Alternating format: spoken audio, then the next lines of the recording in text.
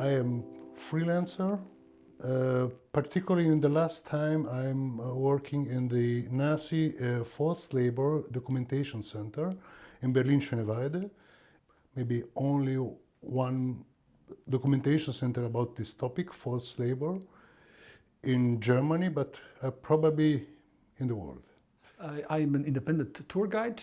I work for myself. I organize or work with organized tours, mainly based on Second World War, but also First World War, and art, dealing with remembrance. But the main issue for me is always, it always boils down to how people deal with heritage. So for the past 2 years, I've been working for a newly established institution called the Memorial Center of Staro Sajmište. It is a Nazi concentration camp from the Second World War. We were established to commemorate 2 camps which existed on this area. First camp was called the Jewish camp Zemun or Semlin, and the other was called the transitional camp Zemun. It is actually based in a former labor camp, so it is an historical place, and it was transformed partly in a documentation center in the early 2000s. It's a history about 26 million people of Europe, of the whole parts of Europe. The tours that I organize are sometimes general public. Usually when I work for museums, in the museums, then there are, most of the times, they're young people. And it's for that I really need to think about the good tools to connect with them.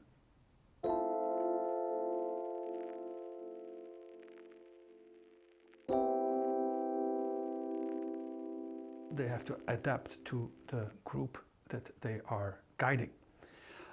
It's about space, time, and what kind of public that you have. The main challenge is that they go home, that they take something home that they can refer to later.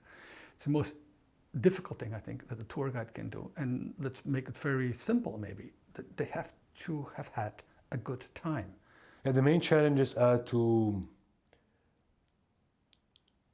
maintain their interest, their attention alive. That's why I started with involving them at the beginning. I asked, what would you do in this situation, so that they are not part of the history, but they could be part of the history.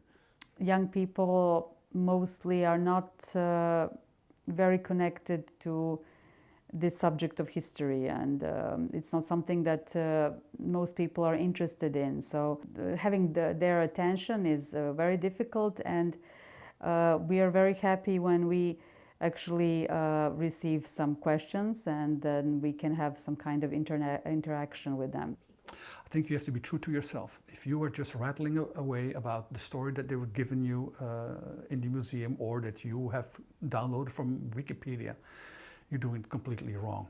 People have to find the passion in you, they have to recognize it, but basically it's all about connecting with today and tomorrow. I said today first because I think that's the most important thing. The guided tour inside the documentation center is quite differentiated because we have the permanent exhibition, we have the historical side. We can go in the shelter, we have the exhibition, and we have this empty barracks. So in the historical place, so there are a lot of action. They're asking all the time what is here, what is there. So they're very involved because of the historical place. And there is not at all spectacularization of the forced labor. We show them photographs, which is maybe interesting, of people entering the camp.